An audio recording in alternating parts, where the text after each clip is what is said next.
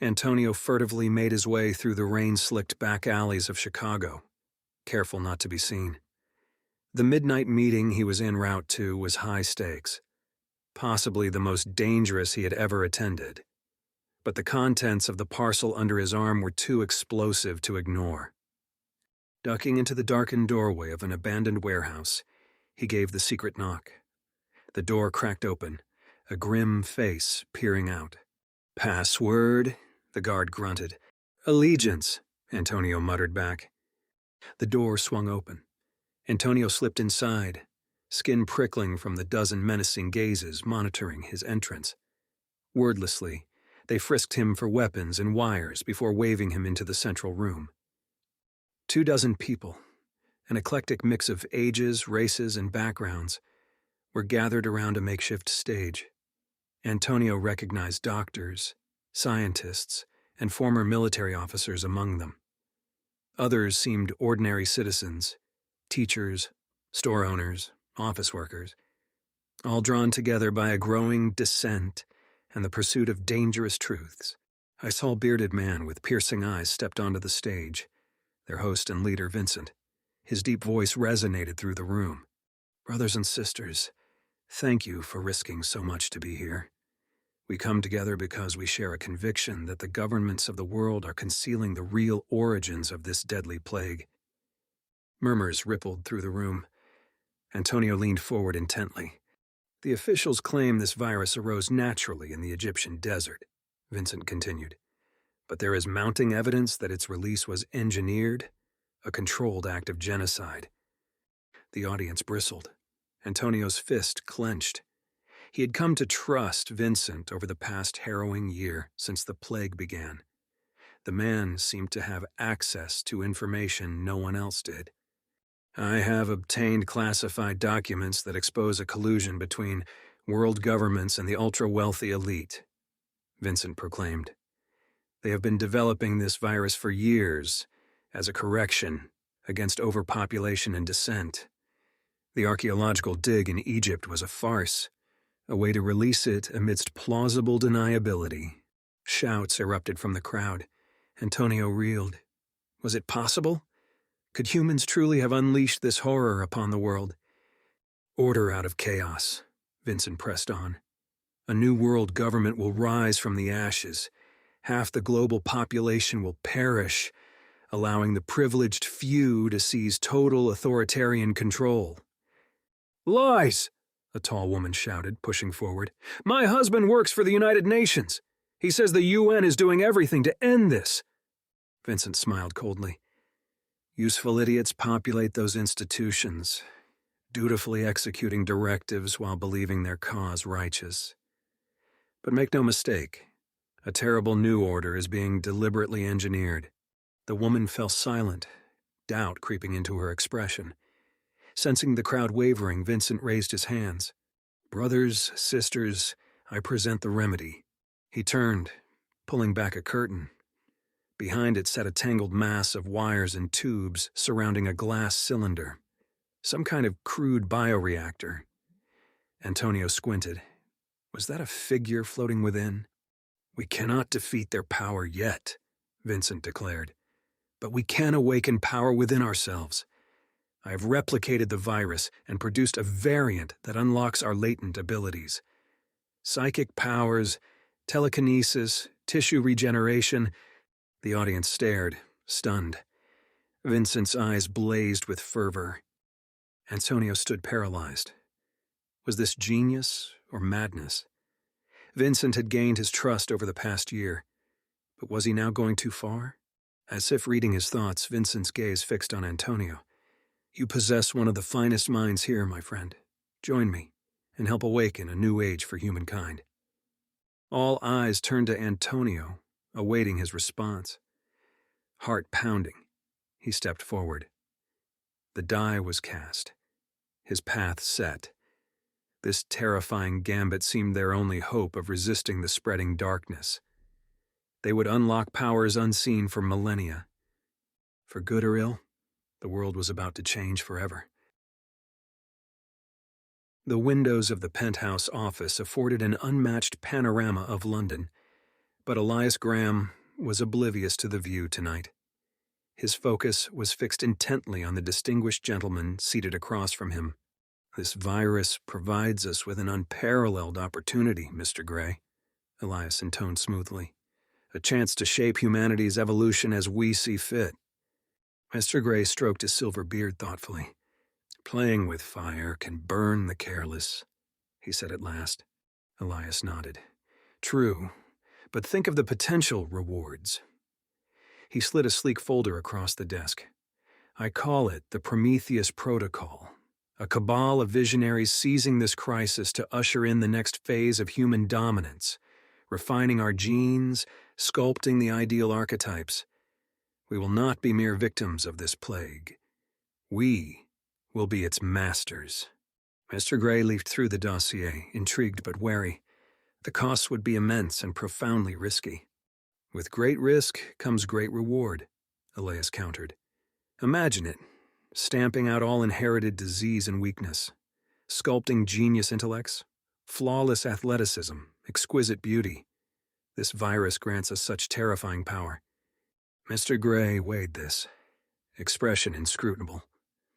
As CEO of the world's largest biotech corporation, the possibilities resonated deeply.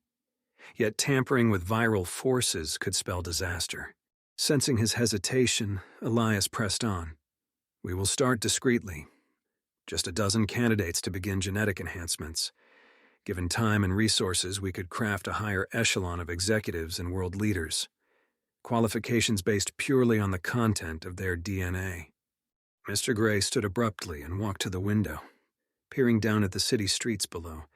Playing at being gods. Some would call it an obscenity, yet perhaps such control is the only path to lasting order. He turned, hands clasped behind his back. "Very well, Mr. Graham. You may proceed with selecting initial candidates, but this remains our secret. The world is not ready for such rapid advancement." Elias smiled triumphantly. "Of course, utmost discretion will be maintained." The two men solemnly shook hands. The deal was struck. The future set in motion.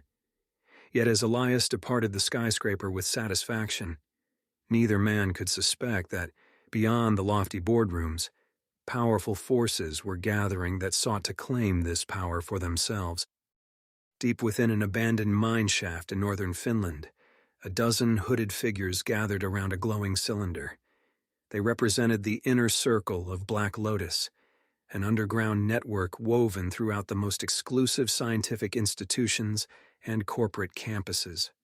"The cabal makes its move," intoned their leader, face obscured in shadow. "Already they prepare to shape mankind in their image." Angry mutters echoed through the mine.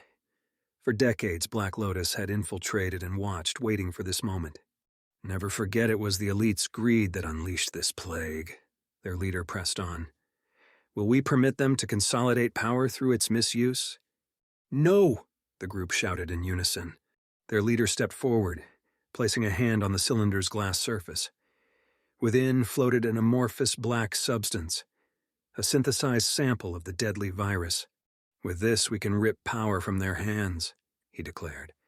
"Unleash a new plague, cleanse away the corrupt order. From the ashes, we will build an equal world." The followers nodded. Black Lotus had many allies, dissidents, outcasts, those passed over for advancement. Together they would claim the virus for themselves and forge a new destiny for humankind. Yet nearby, still hidden in shadow, two observers stood in quiet council. As Black Lotus dispersed, these strangers made their report, sending a warning to the powers that be. A great race had begun between those who sought to shape mankind's evolution for purposes good and ill. As rival factions competed for control, civilization rested at a precarious crossroads.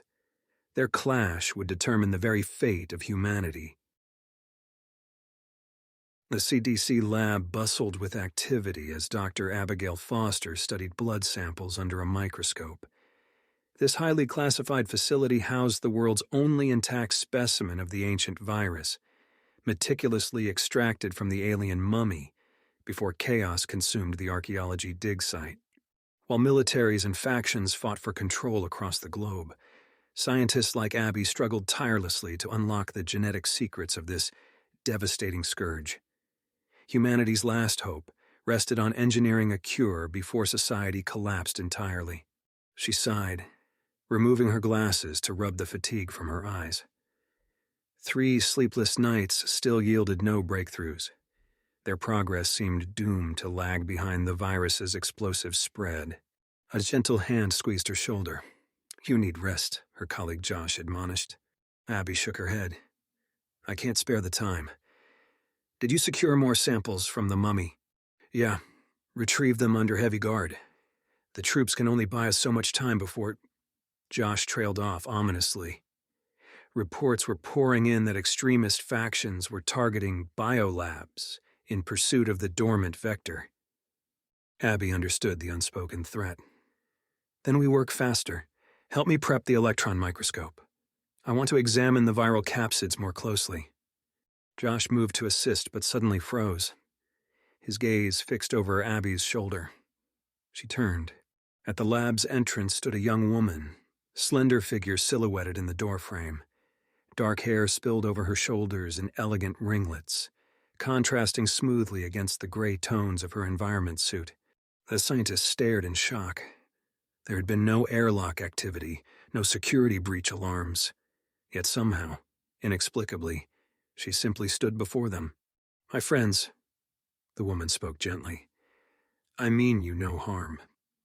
In fact, I believe I can help." Abby found her voice first. "Who are you? How did you get in here?" The woman smiled slightly. "My name is Lyra. As for how I arrived, well, let us simply say the virus has granted me abilities you might consider unusual." Josh's eyes narrowed. "You're infected."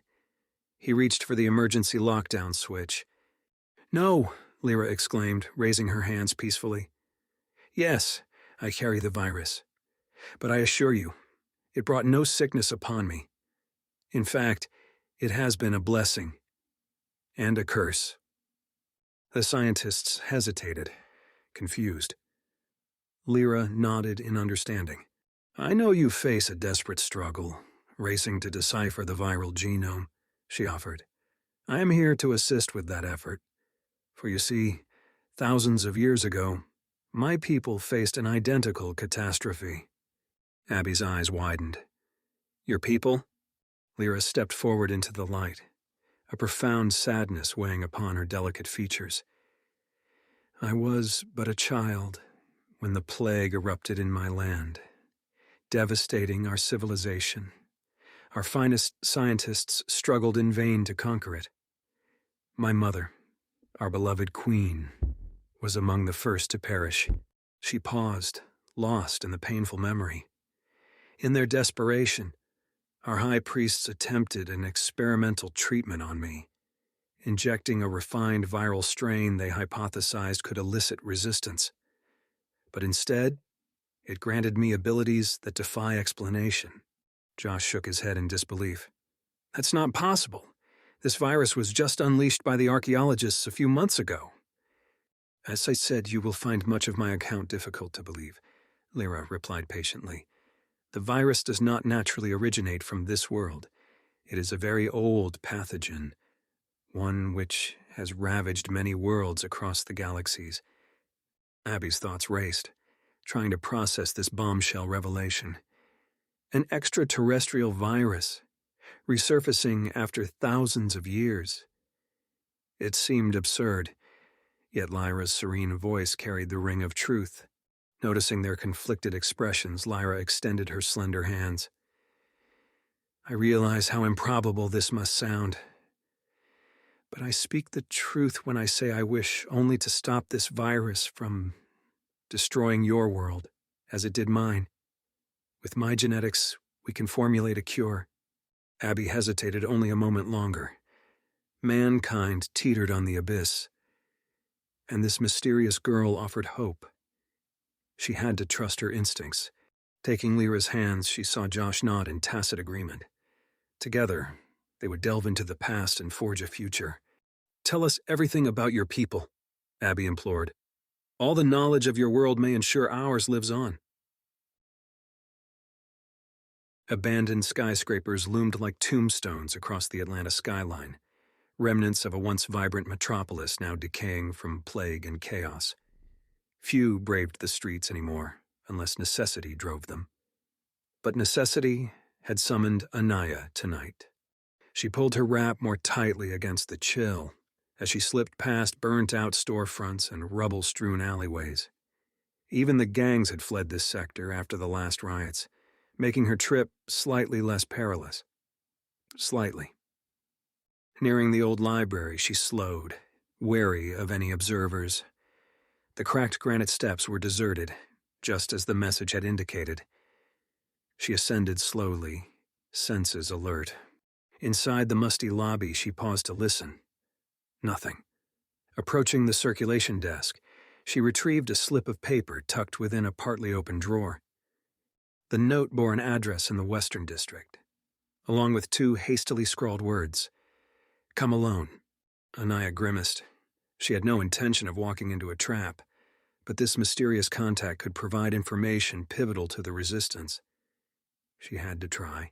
Exiting onto the darkened streets, she headed west, sticking to the shadows. Most of the streetlights had long since been shattered, either by roving mobs or petrol-starved maintenance crews. It left entire blocks in pitch blackness, both a blessing and curse for Anaya's furtive trek. Nearing the rendezvous point, an old discount store, Anaya spotted the silhouette of a tall figure leaning against the entrance. A single flickering lamp faintly illuminated his features: chiseled jaw, piercing eyes, raven hair. Something about his perfectly still poise unsettled her. Anaya hesitated, weighing her options. Then, the man spoke. You came. I had hoped you would. His voice was softer than expected, almost musical. Anaya stayed wary. I'll hear you out, but I'm ready to disappear if needed. The man smiled slightly. Being prepared for betrayal is wise, especially now, but I intend you no harm, Anaya. Her eyes narrowed. You know my name? He nodded. I know much about you. About your rebel alliance. How you've kept thousands alive when governments abandoned them to fend for themselves. Who are you? Anaya demanded. This cryptic dance was testing her patience. In response, the man stepped forward into the weak light. Anaya's breath caught. His beauty was ethereal, seeming almost inhuman. Peerless genetic engineering flashed through her mind. My identity matters little, he said. My purpose here is to provide a warning and a gift. From within his long coat, he produced 2 vials of inky liquid. The elites hoard the virus and plot humanity's course. But this here allows you to fight back. Anaya's pulse spiked. The virus strain? A version refined to enhance abilities, not kill. With it, your people can rise up on even terms. Her mind raced. This was beyond any countermeasure she had conceived of, almost too incredible to accept. But she knew in her bones the offer was genuine. Why give this to us? She asked searchingly. What are you looking for? The man shook his head. I seek nothing for myself. Consider me merely an ally to your cause. He proffered the vials. Anaya accepted them gingerly, acutely aware of the volatile power now in her hands. The man nodded in satisfaction. Use it judiciously, he cautioned. Its effects cannot be undone. With that ambiguous warning, he melted back into the shadows. Anaya hurried to conceal the vials, his parting words echoing in her mind. Was this a gift to save her people, or an infernal hex dooming them? She could not say. But the choice was hers, now alone. She prayed her instincts had proven true once more, for the future of mankind hinged on acts of faith in the darkness, and she was determined to be a beacon of hope. Serena sighed wearily as she stepped off the bullet train, the sleek hub of Milan's central station momentarily disorienting after the long ride from Geneva. The non-stop travel and 18-hour workdays were taking their toll, but the stakes demanded it. Humanity was counting on her research, racing against time. Making her way outside, Serena flagged down an autocab and programmed in the coordinates for Professor Ricci's private lab. As the vehicle smoothly accelerated down the broad avenues, she gazed out at the masked crowds hurrying by, queued up at the corner clinics for their mandatory viral scans. It was a sobering reminder of just how rapidly the mysterious plague had brought the world to its knees in a matter of months. When the first cases erupted, the medical community had been blindsided. The virus's extremely accelerated rate of mutation enabled it to skirt modern gene therapies, advancing through waves of increasing deadliness while doctors struggled to keep pace. The WHO genome database provided Serena and her colleagues their first key breakthrough, tracing its origin to the dormant strain awakened from the ancient mummy. Yet its confounding pathways continued to elude them. Now, after months of endless trial and mounting fatalities, the WHO had gone public with the truth. They were losing the fight. Unless a cure could be formulated soon, catastrophic depopulation would follow. Billions of lives depended on unraveling the code shrouded within Princess Nefertiti's long-entombed genetics. As the autocab navigated out of the city center, Serena reflected upon just how slim the odds had been of her joining this critical mission. A promising gene therapy researcher at Stanford, fresh out of her postdoc, she had been ready to accept an endowed faculty appointment until Professor Ricci's eccentric job offer turned her world upside down. The Nobel laureate biologist had acquired a shred of the mummy's preserved tissue through shadowy means. In a clandestine meeting, he implored Serena to be the lead scientist, harnessing its precious secrets toward a cure. She would have unlimited funds and autonomy, but in exchange, she must work in total secrecy. After agonizing for weeks, Serena took the leap of faith, abandoning her Stanford position against all advice. Failure meant ruining her bright future prospects, but success meant saving the world. Arriving at the discreet laboratory facility nestled in the countryside outside Milan, Serena was greeted by Ricci's assistant, Francesco, who briskly escorted her through the security checkpoints. As they entered the gleaming main lab, Professor Ricci rose to embrace her. "Serena, such tireless work you do for us," he effused warmly in Italian. She smiled. No matter the 16-hour workdays, Ricci's paternal pride in her accomplishment made the sacrifice worthwhile. "I wish I could report more progress decoding the virus's origin sequences," she replied regretfully. He waved off her apology. "My dear, you labor ceaselessly against a most cunning adversary. Now, bring me up to speed on the latest findings." They turned eagerly toward her data projections, but were interrupted by a blaring from the perimeter alarm. "Intruder alert, northwest quadrant," came the announcement over the loudspeakers. The woman exchanged panicked looks. Could one of the bioespionage factions have tracked them down? "Quickly, secure the samples," Ricci urged, rushing with Francesco toward the vault room. Serena moved to follow but froze at the sight of black-clad tactical officers pouring into the main lab, automatic rifles drawn. Had one of the labs been compromised? Spinning in dismay, she saw the laboratory entrance had also been breached. They were surrounded. Francesco and Ricci's anguished cries echoed from the vault. It had clearly been raided. The main lab door swung open, and a tall, imposing officer entered slowly. As the soldiers flanking him trained their sights on Serena, her shock deepened. The uniform bore the insignia of the Carabinieri, the Italian National Police. The lead officer stepped forward, removing his helmet to reveal cold, aristocratic features. "Dr. Serena Rossi," he addressed her formally. "I am Captain Emilio Rizzo. You are under arrest for illegal human experimentation and violations of the Biological Weapons Convention." Serena reeled in disbelief. "What? No, I was trying to cure the plague." But her protests fell on deaf ears as she was seized and hauled away. The research, the answers she had sacrificed everything for, now rested in the hands of the authorities she had been recruited to circumvent. Was this merely a misunderstanding, or had she been an unwitting pawn in Professor Ricci's shadowy schemes all along? As the chaos receded into the distance, Serena grappled with the realization that the vehicle of all her noble intentions had steered her tragically off course. She only prayed her compromised efforts would still leave humanity with a fragment of hope. For oblivious to her plight, the relentless clock continued ticking ever closer to doomsday. AJ gasped, bolting upright in his cot as the now familiar agony seized his body. The searing heat blazed through his veins once more, threatening to immolate him from within. Gritting his teeth, he rode out the mounting waves of pain, clutching the sweat-soaked sheets. Gradually, the sensations ebbed, leaving behind a lingering weakness. Ajay slumped back, exhausted. The episodes were worsening each night. How much more could his body endure? Yet he dared not seek help, not after seeing what happened to the other outliers. Ever since the virus had ripped through the crowded Mumbai slums, a handful of survivors started manifesting strange abilities.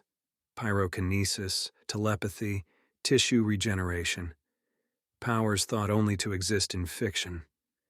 But to the authoritarian Indian government, these Hrithamik, the awakened, represented a threat. Ajay still vividly recalled his mother's screams the night the black vans came for Rahul, his neighbor whose hands now sparked flames. He never saw Rahul again. Terrified of meeting the same fate, Ajay hid his own emerging talents. Senses so acute, he could hear a butterfly's wing beats, see the satellite gliding overhead in darkness. But each night the sensations grew stronger, spiraling further beyond his control. He could not remain hidden much longer. Dawn's light filtered through the flimsy walls of the shack he shared with 5 other families, survivors who had nowhere else to go. As the restless crowds began stirring outside, AJ considered his options. He could remain hunkered down here, wasting away until the next agonizing episode exposed him. Or he could trust the rumors of a safe haven in the mountains near the Chinese border, where others like him had fled. The thought of leaving his lifelong home was agonizing, but staying meant certain death at the government's hands. With luck, he could sneak aboard this evening's supply truck headed for the northern provinces.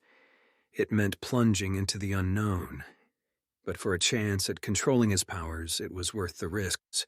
That evening, concealed among crates of food rations, Ajay endured the bone-rattling journey in silent darkness. When the doors finally creaked open, frigid night air filled his lungs. He had made it to the foothills of the Himalayas.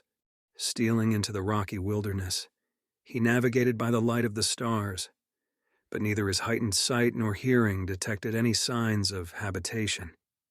Had the rumors been false after all?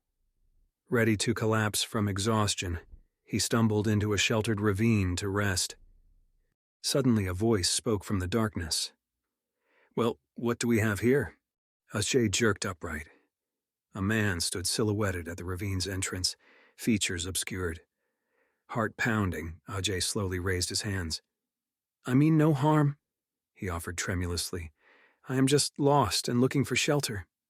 The figure chuckled. "Relax, friend. This is Sanctuary. I am Vikram. We've been expecting you, Ajay." Ajay froze. "How do you know my name?"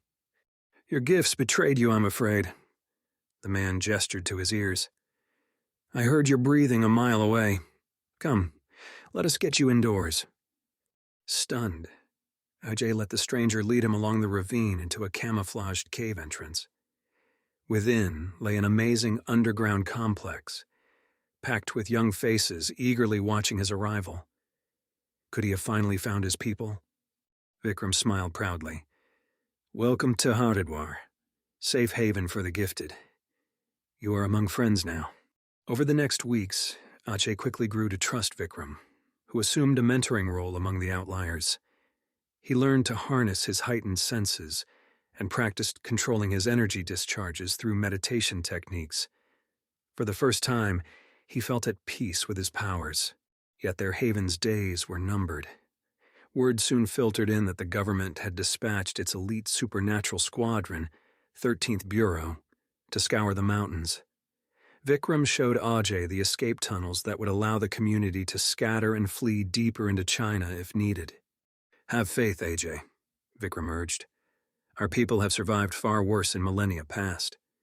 Humanity fears us now, but one day we will be accepted as the next phase in evolution." Although unsure what the future held, hope had been rekindled within Ajay. Perhaps one day their gifts would no longer divide, but unite. Until then, he would continue honing his abilities, prepared to fight for that vision of unity, however distant it remained. Dr. Abigail Foster could hardly contain her excitement as she hurried down the sterile corridors of the CDC underground facility. After months of fruitless analysis, a startling breakthrough now beckoned. The prior evening, their extraterrestrial guest Lyra had presented Dr. Foster with a micro-laser engraving depicting cryptic symbols. She claimed it was a relic carried across the galaxies by her people, handed down through generations since their homeworld perished untold millennia ago. According to Lyra, the intricate patterns constituted a genetic sequence, one that granted resistance to the virulent plague. She had offered the relic to aid the scientists in formulating a vaccine. Dr. Foster yearned to unravel its secrets. After feeding the engraved symbols into their quantum bioanalyzers, she had left the AI cores to decipher their meaning throughout the night. Now, rushing into the lab with breathless anticipation, she prayed the computers had cracked the code. Her colleague Josh looked up from the terminal eagerly. "It's extraordinary, Abby. The engravings represent an amino acid sequence. Inserted into a viral vector, it produces immunity in cell cultures." Abby gripped his arm in excitement. "This is it. The key we've been searching for. If these genetics go back millennia, it means—" "Humans have battled this same plague before," Josh finished, awestruck. Their euphoria was tempered by the weight of this revelation. Modern humanity believed itself incapable of falling prey to an ancient scourge. Yet the evidence now revealed their ignorance of their own past. Somewhere in the distant recesses of time, this virus had brought mankind's ancestors to the brink of annihilation. Swallowing her unease, Dr. Foster called for Lyra to join them.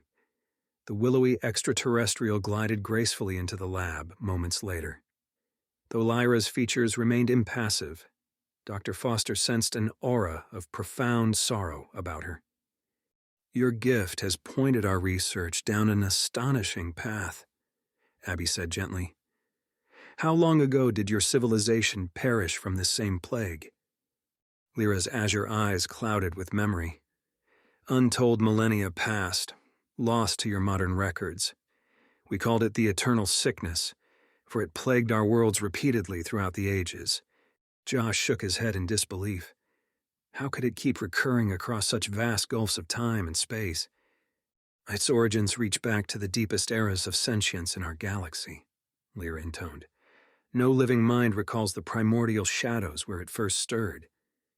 Dr. Foster shivered, glimpsing the terrifying vastness of cosmic history suddenly unfolding. A virus emerging from the ancient mists, repeatedly laying waste to fledgling civilizations across the cosmos. An immortal, infinitesimal nemesis against which intelligence was tragically fragile. Silently, Lyra took Dr. Foster's hands as if sensing her dread. "Sentience always rises again from the ashes," she said. "And now we stand together, able to alter the cycle." Strengthened by Lyra's timeless wisdom, Dr. Foster squeezed her hands in return. "With the knowledge you've given us, we can awaken mankind to its past and forge a new path." Turning back to Josh, she saw fiery determination blazing in his eyes. They had much to do. Generations of defeat must give way to one final victory over this ancient adversary. Answering Lyra's bravery with their own, they would seek the light together. For humanity now grasped that survival depended not solely on modern science, but on rediscovering truths engraved in the living record of its own genetics, resonating across the eternal struggle. Dr. Abigail Foster suppressed a shudder as the armored convoy descended into the Cheyenne Mountain bunker's deepest recesses. Flanked by Special Forces guards, she felt like a prisoner being escorted to some high-tech dungeon. After months analyzing the virus in secrecy, today's summons to Briefing Room Alpha came as a shock. Only the President's inner circle and Joint Chiefs convene there during national crises. Abby dreaded what new catastrophe awaited within those classified walls. The doors hissed open, revealing an oval chamber ringed by grave military and civilian officials. As Abby took her seat, General Caldwell rose solemnly. "Dr. Foster, your breakthrough discoveries about the virus's ancient origins and extraterrestrial nature are now public knowledge.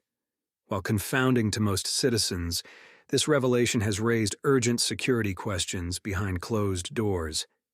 Abby's eyes widened. "My research was classified top secret, under presidential orders." The NSA director cleared his throat. "Yes, but certain parties seem to have unconventional access to hidden knowledge.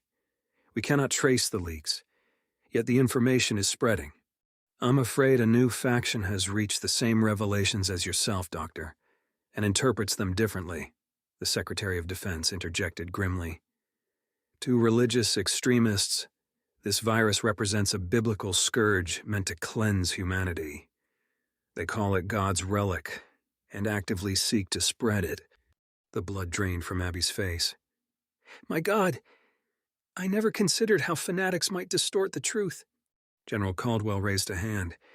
"You are not at fault, Doctor, but this development may force us to go public with the full truth, despite the panic it will cause." Abby's mind raced. Revealing the virus's cosmic origins could incite chaos, yet more dangerous secrets still lurked within her knowledge. Ancient codes, serum recipes, truths that could be disastrous if misused. "General, while I understand the urgency, we must be cautious what is disclosed," she urged gravely. "Partial revelations could do greater harm." The shadowy White House advisor turned his hawk-like gaze upon her.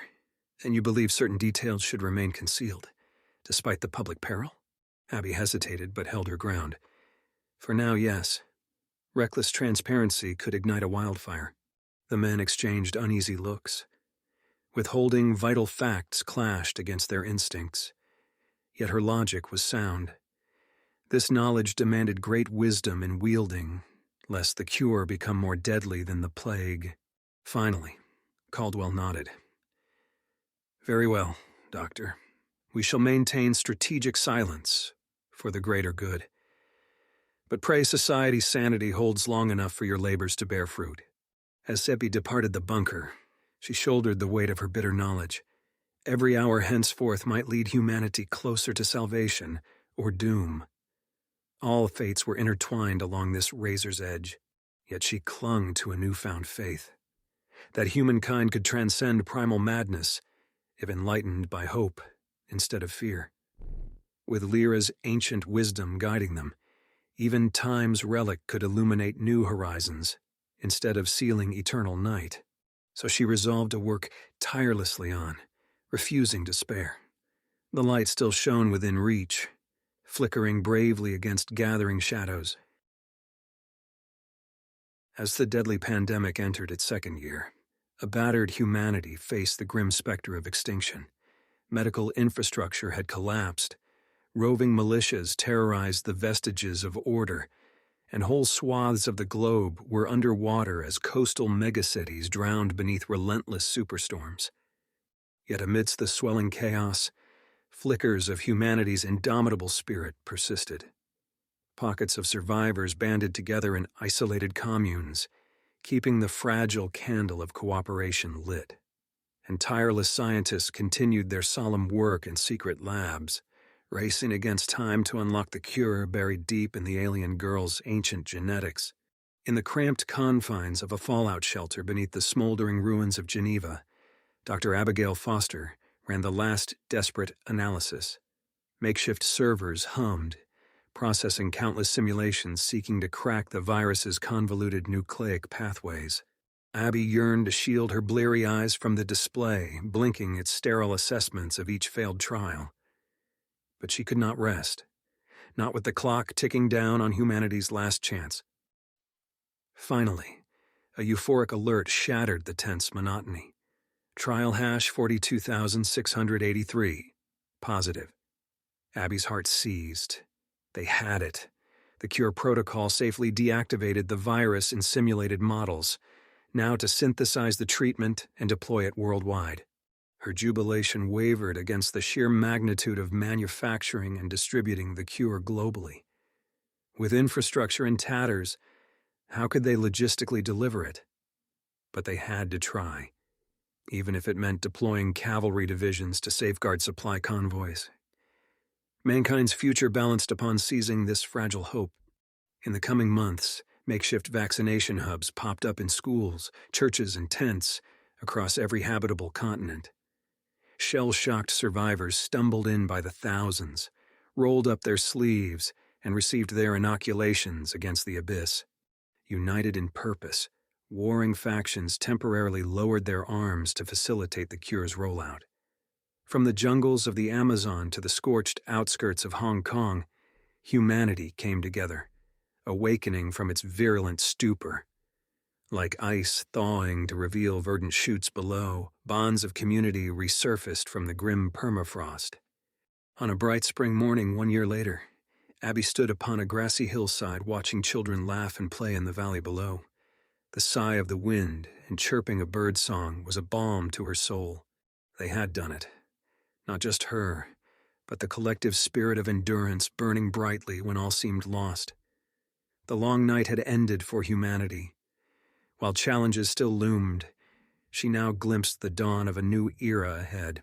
Standing beside her, Lyra slipped a slender hand into Abby's own. "Your people chose life," she said softly. "In the darkest hour, you ignited your hearts to lead the way." Abby smiled through joyful tears. "We almost gave in to despair. Almost. But not quite," Lyra finished gently. "And in that sliver of faith, you found redemption." The two women stood in silence, souls overflowing. However cruel its toll, the abyss had birthed wisdom, binding humanity in shared purpose. Adversity's crucible had forged a nobler collective spirit, one poised to reach toward the stars again. So long as that spirit persisted, Abby realized, mankind could surmount any trial it faced. Dark seasons would come, but life would continue on, ever struggling upward, drawn by hope's light through the shadows. Gazing into the brilliant future horizon, she squeezed Lyra's hand. Arm in arm, they descended the hillside, walking together into a new golden era dawning for mankind. The long night had ended. A new day had come at last. Thank you very much for listening. Please leave a like if you enjoyed this story. Subscribe if you loved it.